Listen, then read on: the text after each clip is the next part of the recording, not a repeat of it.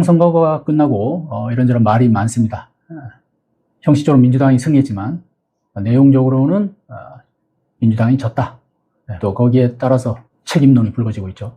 당정 간의 갈등설도 불거지고요. 오늘은 민주당 정권의 위기를 짚어보고 해법을 모색해 보겠습니다.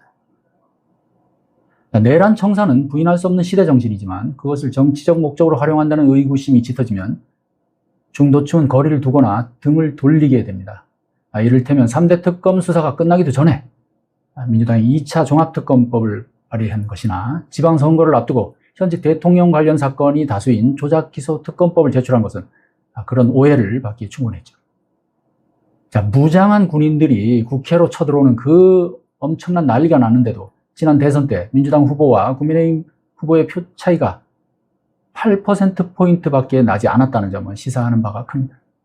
이재명 정부가 성공하려면, 나아가 정권 재창출에 성공하려면 이 대통령 지론대로 지지 기반의 외연을 넓히는 게 순리이자 정도인 것 같습니다. 적개심을 품은 정치적 반대 세력은 어쩔 수 없다 쳐도 중도 보수층, 합리적인 중도 보수층은 최대한 끌어당기는 게 맞습니다. 그러려면 점령군처럼 비치지 말아야 했습니다. 밀어붙이되 절제해야 했고요. 권력을 잡았다고 뭐든지 다 마음대로 한다는 그런 인상을 주지 말아야 했습니다. 선동으로 사실을 밀어내거나 왜곡하지 말아야 했습니다. 그런데 민주당은 그렇지 않았죠. 지난해 9월 민주당이 주도한 국회 법제사법위원회 검찰개혁 입법청문회와 올해 3월 출범한 윤석열 정권 정치검찰 조작기소 의혹 사건 진상규명 국정조사특별위원회, 이른바 조작기소특위라고 하는데요. 이 성과도 많았지만은 한편으로는 선동정치의 진술을 보여줬다, 이런 부정적인 평가도 나왔습니다. 다수의 힘을 바탕으로 한 민주당 의원들의 무차별 공세에 지지층은 환호했지만 합리적이고 공정한 진실 규명과는 거리가 있었다는 평이 나왔습니다. 첫 번째로 들여다볼 사건은 관봉권 띠지 폐기 사건입니다. 검찰개혁 명분으로 참여했던 관봉권 띠지 폐기 의혹 사건은 민주당의 완패로 끝났습니다. 충분히 의혹을 제기할 만한 사건이었으나 확증 편향이 문제였죠.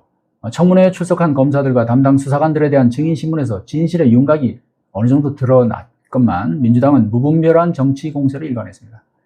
검찰을 개혁 대상이 아니라 척결 대상, 타도 대상으로 삼았기 때문인데요. 이 사건을 90일 동안 수사한 상설특검은 특별검사 안권섭이죠. 이 상설특검은 검찰 지휘부의 은폐 지시는 확인되지 않았다 하면서 실무자의 단순 업무 과실로 결론을 내렸습니다. 민주당에서 주도해서 만든 상설특검이었어요. 두 번째는 쌍방울 연어회 술파티 의혹 사건과 조경식입니다. 검찰개혁 입법청문회에 사기전가 구범이자 동거녀에 대한 특수상해, 이 특수상해 내용이 뭐냐면 구타, 회칼, 위협 이런 건데요. 특수공갈, 특수감금 등의 혐의로 구속돼 수감 중이던 조경식 씨를 증인으로 내세운 것은 민주당의 수준을 의심케 했습니다. 김성태 쌍방울 전 회장과 오랜 친분이 있다는 조 씨는 이른바 연어회 술파티 의혹 사건의 내막을 잘 아는 듯이 증언을 했으나 이 사건을 조사한 법무부 특별점검팀은 그의 주장에 신빙성이 없다고 판단했습니다. 법무부 조사 보고서에 따르면 이 전 부지사는 조경식이 연어 술파티에 참석한 사실이 없다, 도대체 왜 참석했다고 하는지 이해할 수가 없다, 이렇게 진술을 했습니다. 조 씨는 수원구치소 수감 당시에 이 전 부지사와 같은 수용동에 있었던 것으로 알려졌습니다. 조 씨가 민주당과 연결된 것은 이 전 부지사 변호인으로 활동한 김강민 변호사 덕분입니다. 지난해 4월 특수상해 등의 혐의로 구속 기소된 조 씨 사건을 수임한 김 변호사는 쌍방울 대북 송금 사건과 관련된 조 씨의 갖가지 폭로를 민주당과 언론 매체를 통해 공론화하는 데 이바지했습니다. 조 씨는 청문회 출석 당시 KH그룹 부회장으로 행세하며 알펜시아 호텔 인테리어 공사 명목으로 사기 혐의로 고소당한 상태였습니다. 그는 청문회에서 권선동 국민의힘 의원에게 48억 원을 건네고 배상용 KH그룹 회장 구명 로비를 펼쳤다고 주장했습니다. 그가 권 의원과 접촉한 것은 사실이에요. 그런데 KH그룹은 공식 입장문을 통해 조 씨가 스스로 KH그룹 부회장 명함을 제작해서 사기 행각을 벌였다고 밝혔습니다. 언론 보도에 따르면 그의 범죄 사실 중에는 쌍방울 회장과의 친분을 이용한 나노스, 쌍방울 관련주죠. 나노스 주식 관련 사기도 있습니다. 청문회 이후 보석으로 출소한 그는 지난 4월 조작기소 특위의 증인으로도 활약을 했습니다. 세 번째 살펴볼 사건은 대장동 사건 주역 남욱 옹호입니다. 대장동 사업으로 1,000억 원대 수익을 올린 남욱 변호사에 대한 민주당의 기울어진 잣대가 논란이 됐었습니다. 그가 검찰 강압 수사의 피해자라고 해서 대장동 관련 범죄가 사라지는 건 아니죠. 그리고 검찰이 이 대통령의 배임 혐의를 조작했다고 해서 민간업자들의 천문학적 수익이 정당화되는 것도 아닙니다. 그럼에도 민주당 의원들은 전 정권에서 검찰 수사에 적극 협조하며 이 대통령을 궁지에 몰았다가 현 정부 출범 후 정반대로 돌아선 그의 오락가락 진술에 지나치게 의존하고 옹호하는 태도를 보였습니다. 지난해 10월 1심에서 징역 4년을 선고받고 법정 구속된 그는 올해 4월 구속기간 만료로 석방됐습니다. 네 번째는 명태균 게이트예요. 민주당이 화력을 쏟아부었던 그 명태균 게이트 있잖아요. 아주 비상계엄 전부터 아주 온 나라가 시끄러웠었죠. 이 명태균 게이트는 용두 3위로 끝나는 모양새입니다. 비록 명씨가 자초한 면이 있긴 해도 명씨 사건 1심 재판부의 판단대로 윤석열 씨 부부의 공천 개입 의혹과 명씨가 김영선 전 의원과 업무적 금전적으로 얽힌 관계는 별개로 볼 여지가 있었습니다. 그런데 민주당은 자신들이 공익제보자로 지정한 전 미래항공연구소 부소장 강혜경 씨, 공익제보자 1호예요. 그 다음에 미래항공연구소 소장 김태열 씨, 공익제보자 3호입니다. 이 두 사람의 일방적인 주장을 정치적으로 활용하는 데 치중한 나머지 검증에 소홀하고 심지어 허위 사실까지 퍼뜨렸습니다. 특검이 기소한 혐의 대부분에 대해 유죄를 선고한 김건희 씨 항소심 재판부가 유독 정치자금법 위반에 대해서는 무죄를 선고한 것을 되새겨 봐야 합니다. 판결문에 따르면 문제가 된 여론조사 58건인데요. 이 여론조사 58건은 대부분 명씨가 윤씨 부부에게 전속적으로 제공하기 위해 실시한 게 아닙니다. 미래항공연구소가 영업활동 일환으로 정기적으로 실시해 언론 매체 등을 통해 공표한 여론조사였습니다. 명씨는 58건 중 14건, 이 14건은 공표가 10건, 비공표가 4건이에요. 이 14건을 윤씨 부부를 비롯한 여러 정치인에게 무상으로 보냈습니다. 즉 윤씨 부부한테만 보낸 게 아니고 이준석 등 여러 정치인들한테 다 그냥 자기가 그냥 보낸 거예요. 일방적으로. 그중 윤씨 부부에게만 전달한 여론조사는 비공표 3건입니다. 이 3건은 김건희 2건, 윤석열 1건입니다. 그리고 윤씨 부부가 이 여론조사에 관여한 흔적도 전혀 없었습니다.